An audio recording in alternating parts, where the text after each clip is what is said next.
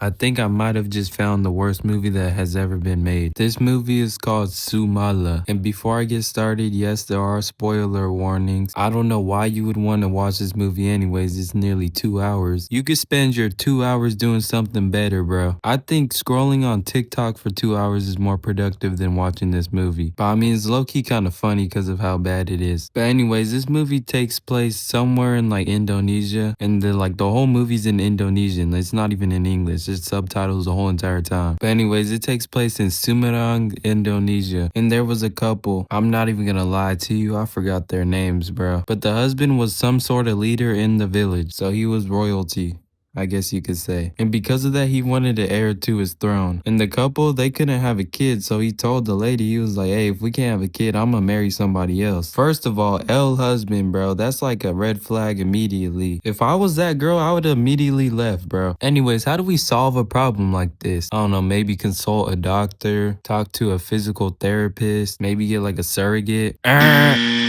Nah, let's make a deal with the devil. Yeah, that sounds perfectly normal. Let's do that. So that's what this lady did. First of all, I would not make a deal with the devil ever in my life. But if I did, it would be for something more valuable than a kid. Because if you can't have a kid, there's other ways to get a kid. If worse comes to worse, you can adopt a kid. You don't have to make a deal with the devil to get a kid. It might not be yours, but at least you have a kid. But anyways, she went to this suspicious looking lady, bro. This lady looked like she was on something, bro. I don't know what was up with this lady. And then the lady was like, you want a kid? I'm gonna call her wife lady because I forgot her name. But anyways, wife lady was like, yeah, I want a kid. So then the crazy lady was like, okay, you can make a deal with the devil, but you're gonna have a beautiful kid, and then you're gonna have an ugly, chopped looking kid. And if you don't take care of this kid, then the devil will come back 10 years later and like wreak havoc on your family. Bro, those are terrible conditions, bro. Dude, if I'm gonna make a deal with the devil, I'm gonna at least get some better conditions than that, bro. I'm consulting my lawyer before I make that decision, bro. And so she accepts the deal. Then she starts doing all that possessed stuff, starts like getting her arms weird, floating everywhere, like arching her back and stuff. Pause. And the crazy lady's like, yeah, you're gonna get pregnant now. Thanks, Captain Obvious. That's what the deal was for, wasn't it? That's like me going to McDonald's asking for a burger and then the cashier saying you're gonna get a burger.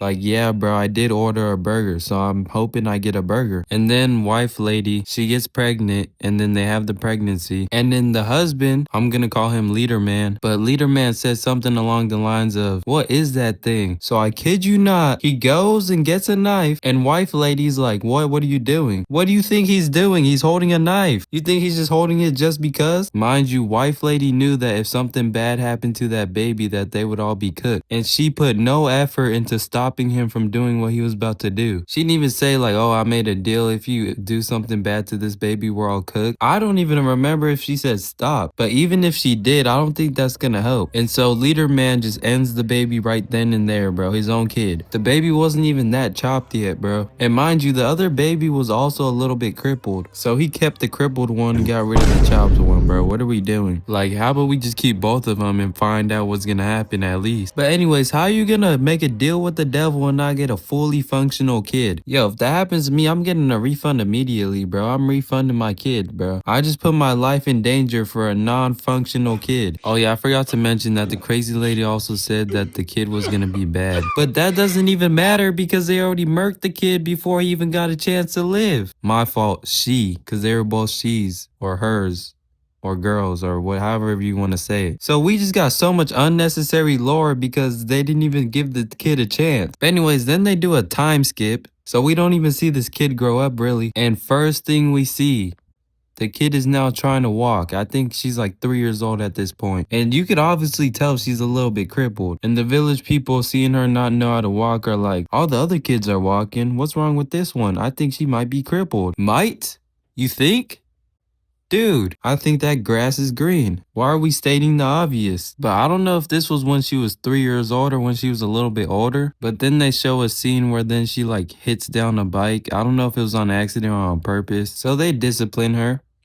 Now I'm gonna give you a second. How would you punish your kid that knocked over a bike who is crippled? If you said tie her up, then you would be correct. Mind you, this kid isn't even like 10 years old yet. I don't even know if she's 5 years old at this point. I don't know how old she is, but she's younger than 10. Why are we tying up any kid at any age? And why even before 10? And she didn't even do nothing that crazy. I'm like, what do you say for?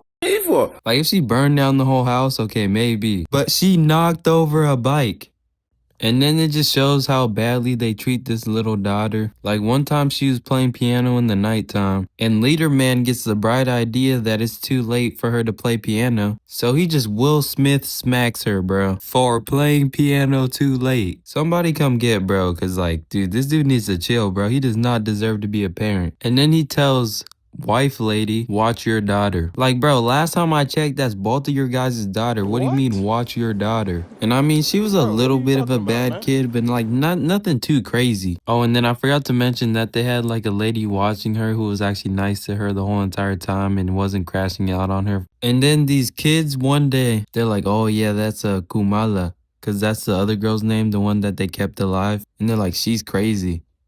So what do we do when we see a crazy person? A, make them mad and irritated, or B, mind our own business and walk away? Well, who cares what I think, because these dudes chose A. They're like, hey, Sumala, come over here. And then she comes over and then they start like making fun of her and like throwing rocks at her. Like, bro, that's like assault at that point, bro. I don't even know if that's bullying. And also, this is the kid of the leader of the whole entire village, or one of the leaders. If this dude was actually a decent father, they would have all been cooked. But they don't know that he's not a good father. But yeah, one day Sumala is sitting in her room just chilling, and some creepy little girl just starts calling out her name from her closet, and then she just starts to walk up to her. I know Sumala's crippled, but she did not seem scared at all that a little girl just walked out her closet and started coming to her. And mind you, this little girl does not look normal. And she was a little bit frightened, I guess. She was like, who are you? And then the girl was like, oh, my name is Sumala. I'm your long lost sister. They like murked me at the beginning of my life. Now I'm back to take revenge. And then she was like, I won't hurt you. And then she's like, you trying to be friends? I'm your twin. And bro, dude, she had the bright idea to become friends with the little girl who walked out of her closet and just said that she was her long lost twin that died. Okay, bro, it's your life, bro. Though, bro, it's your life. And then it showed like another alternate angle, and the little girl wasn't like actually visible to the actual world. So I guess you could say it's like kind of like a demon, I guess. And then after this happens, Sumala starts to go crazy because she got like taken over by the other girl named Sumala. And so one day she just walks into Leader Man's room, right? And she just walks up to him and just stabs him on the hand. Bro, in the moment that he got stabbed, he didn't even like act like somebody who just got stabbed. He just looked at her. And then he was like, you know what? I had enough. Lock her up in the shed. I mean, this time it's a little bit more reasonable why he did that. But I mean, still, bro, I don't think it's smart to lock up kids into a shed, bro. That's not smart or like ethical at all. That's gonna make them crazier. And guess what happened? She did indeed get crazier. The next day or so, or I don't even know, days, months, hours, dude, there's no like time frame at all, bro. They just put you into scenes and you don't know when or where it happened, bro. I just know it took place in like 1950 or 40 or something like that, somewhere around that range. And mind you, they're wearing modern clothes. The buildings are also modern. There's nothing about this looks like it's in the 1950s. You could have told me this movie took place in 2010 and I would have believed you. But anyways, that's besides the point. She started peeing on the table. Huh? And mind you, dude didn't even try to stop her from doing that. He just let it happen, bro. None of the people in this household are taking any part in raising this kid except for the caregiver. Alright, since we're on the topic, I'll give you a recap who lives in this house. There's a guy named like Sukir or something like that. He's the dude who always locks the little girl up, and I think he's a guard or something. Then there's Leader Man and his wife, and then there's Caregiver. And these are the only people, mind you, that we know at this point that I've been telling you the story from. So wife lady was like, okay, I'm returning this kid, or like finding how to fix this kid. And so she tries to go back to the crazy lady's place and tells everybody that she's going shopping. But the only person with a brain in this whole entire movie, the caregiver, she's like, nah, man, I don't believe she's going to the market. So she tells her son, who we haven't seen the whole entire movie. I didn't even know this person existed. I was like, where did this dude come from? And who is this guy? Who the f*** is that guy? she tells him to watch over the kid. How are we gonna introduce a random character for no reason at all, like an hour into the movie? Dude, I don't even know how much time passed in the movie by this point. But yeah, she follows her into the forest. Time skips behind her. I don't know how she got so fast behind her when she wasn't even running. She was walking. And then wife lady asked the dude, he's like, hey, do you know where crazy lady is? And the dude was like, nah, bro, she gone, bro. She passed away. And then now wife lady's just sitting there just pondering on her thoughts. And then caregiver lady just comes out the forest and is like, what are you doing here? And then that's when the wife lady explains everything. It's like, oh, I made a deal with the devil, this and that, blah, blah, blah, blah, blah, blah. Blah, blah, blah, blah, blah, blah, blah, blah, blah. And I don't know what significance this scene had on anything because nobody told anybody about this. They just kept it between them two. So I don't know why she even told her in the first place. Now we go back to the kids bullying her. They come to her house in the nighttime, start calling her name out, and are like, come outside and play, let's go, let's play. So she goes out there, and then they give her a ball to try to kick, and since she's crippled, she can't kick it. But they don't even give her a chance to try, they just start messing with her, and then they just go back home, like nothing happened. And at this point, they're just locking Kumala up in the shed every single day. So one day, she just makes her way out, you know, just la la la la la. She starts wandering around the forest all by herself, alone in the nighttime. And then she's like, oh yeah, let me go hunt the kids who bullied me. So she murks one dude and he falls into the well, right? This is very important. Remember this. And then she wanders around and gets another 2 kids that bullied her. There was like 7 of them total that were bullying her.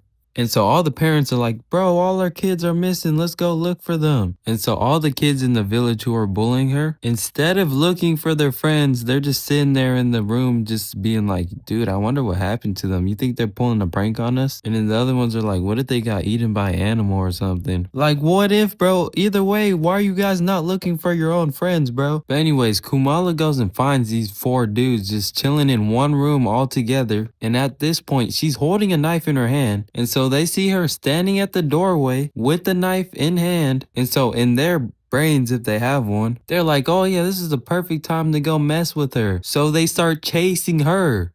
She still has a knife in her hand. Why are you chasing somebody with a knife in their hand?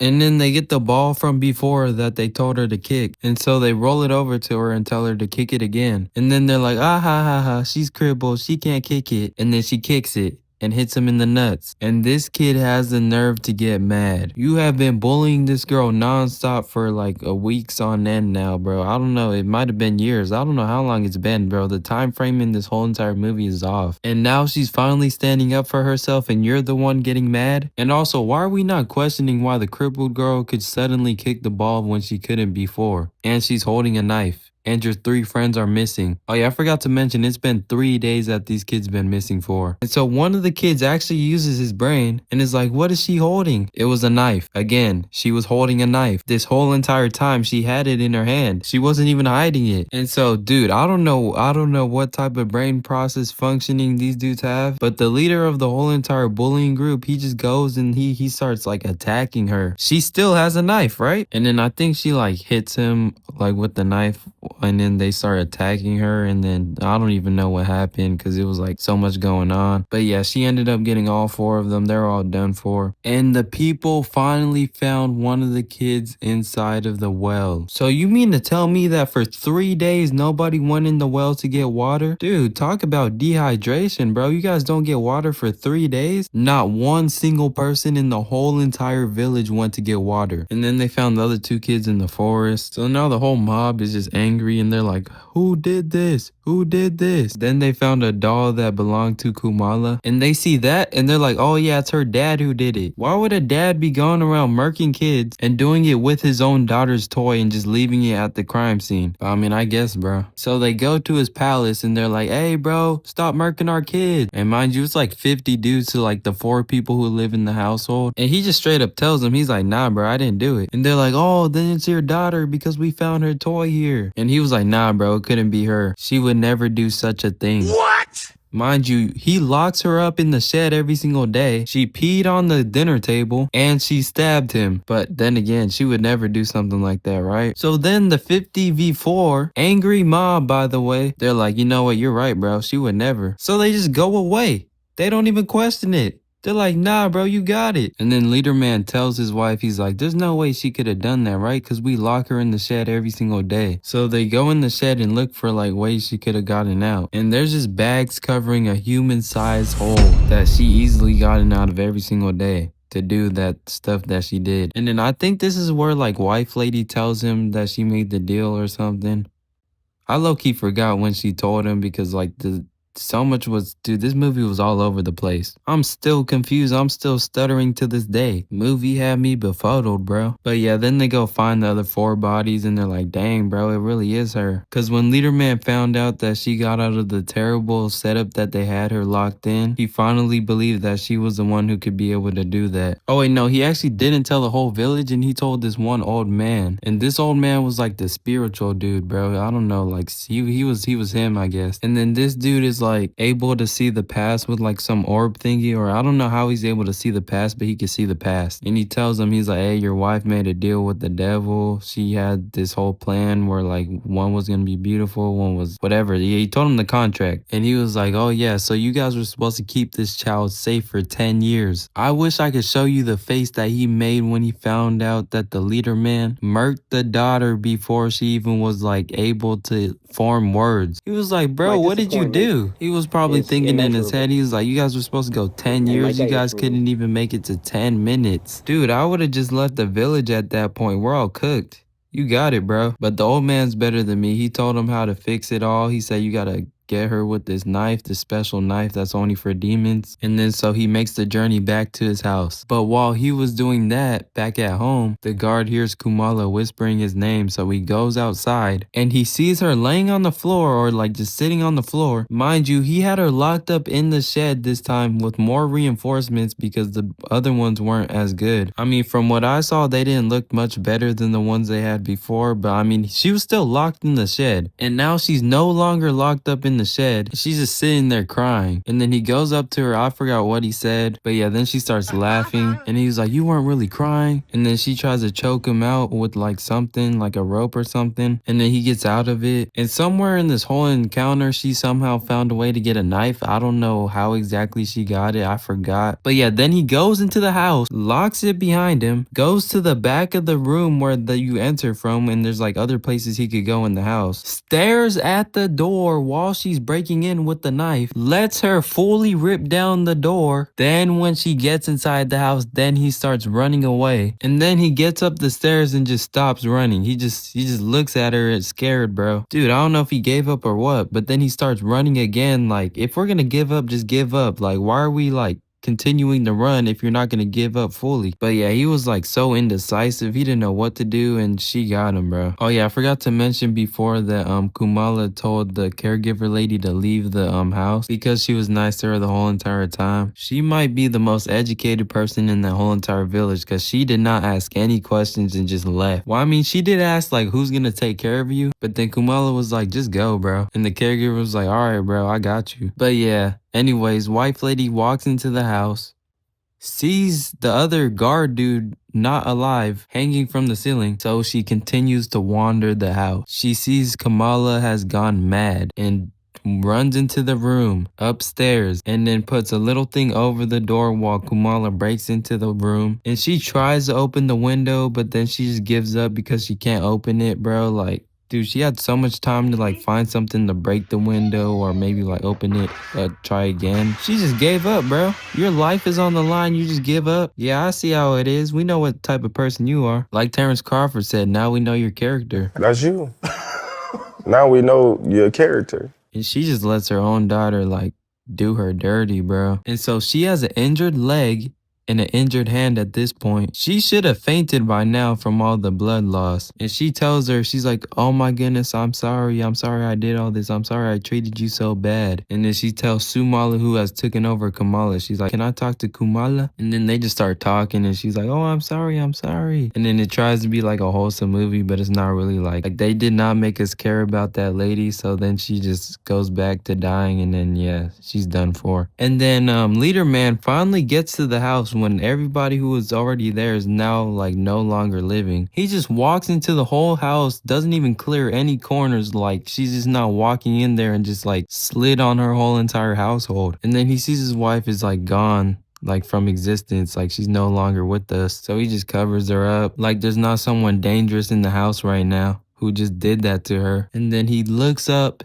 and he sees Kumala just sitting there looking at him, and he just lets her walk him down. And then when he finally gets her like falling over, then he decides to get the bright idea to finally run. Oh yeah, I forgot to mention that wife lady also had a chance to run. She had a paddle in her hand, hit Kumala. She was on the floor and could have ran for the door and like left. But while Kumala was on the floor, she just looked at the paddle, then looked at Kumala, then looked back at the paddles like, oh, I guess this didn't do the job. So she just accepted her fate at that point. Like, bro, the door was wide open, by the way. But yeah, anyways, back to the leader man running away. He runs away to the stairs, and I kid you not, he breaks both of his ankles, or at least one. I don't know what, dude, that was funny, bro. It was the funniest thing I ever seen in my life, bro. Well, not ever, but like it was funny, bro. He was like, ah.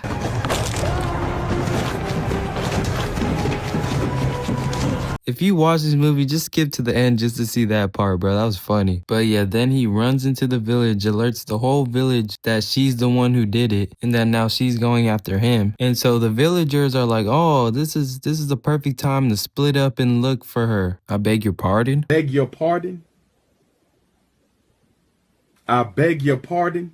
There's a crazy person on the loose out there and you guys want to split up? They need to invest in some education, bro, because like the thought process in all these people in the whole village is not it. He went in the village to find help, and then they all split up from him, and now he's back alone, has no help. Nobody's helping him, by the way. He's completely alone in the cornfields, and he hears her. And he doesn't go like, hey, everybody, I found her. He walks blind into the cornfield and is like, you know what? I'm taking this alone, bro. I'm going on it alone. He called ISO, I guess, bro. He thought he was 2016 LeBron. And then she tries attacking him, but then he actually wins the fight. And then now he has her knocked out on the floor. She's not attacking him at this point. And he could do the job and finish it and end it all right here. And then he doesn't do it. And then he's just like, oh, I'm sorry. Like, bro, you should have thought about that before you tied her up and put her in the shed. Why is he now finally caring about her when she's trying to murk him? He did not care this whole entire time. Dude, what are we doing? Why are you finally sorry, bro? Just end it all, bro. Just, dude, like, if you don't end it right here, she's gonna get you, bro. She's gonna get you and probably the whole village, bro. You gotta save people at this point. This is bigger than you and your personal problems. But yeah, then she wakes back up, attacks him. And then he finally gets back and gets her again. And now he tries to get her in the heart. And he thought he won, but then she comes back alive and she's like, oh, my heart's over here because I possessed this girl and so my heart moved. You what? Dude, holy plot twist. Dude, that wasn't even a good plot twist. That was just a plot twist just to be a plot twist for no reason at all. Just throwing plot twist just because, bro. A little bit of this, a little bit of that, plot twist, bro. But yeah, then she finishes him off, pause. And then the villagers finally found him and the old man who told him what to do. They're both like done for, they're cooked. And then they're like, okay, yeah, since this little girl's out here, we're gonna not go out at nighttime. And so now it's like an urban legend where they don't go out at nighttime because it is based off a true story or like a true urban legend. So kind of similar to La Llorona. But I think more people in Indonesia believe this is like actually true, so I don't know. But yeah, that movie was something else, bro. Like, it was definitely a movie. But anyways, I would not suggest watching this movie unless you skip to the end, because the end is like actually so bad that it's good, and it's so funny, bro, because like every single decision they make is like not ethical at all. Every single decision they make in the last 30 minutes of the whole entire movie is like actually concerning. But anyways, don't forget to like and subscribe. See ya.